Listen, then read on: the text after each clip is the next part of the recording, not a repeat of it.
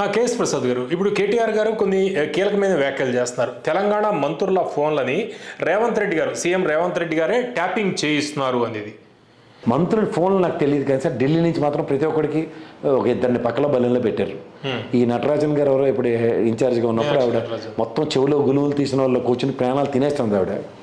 So ఈ కొత్త తరహా రాజకీయానికి ఎవ్వరికి డిస్క్రిప్షన్స్ లేకుండా ఎక్కడిదక్కడ నిలువరిస్తూ కేంద్ర ప్రభుత్వంలో ఉన్న కేంద్ర కాంగ్రెస్ ఇలా బైనాక్యులర్స్లు పెట్టి భూతద్దాల్లో పెట్టి ప్రతిదీ పర్యవేక్షిస్తుంది.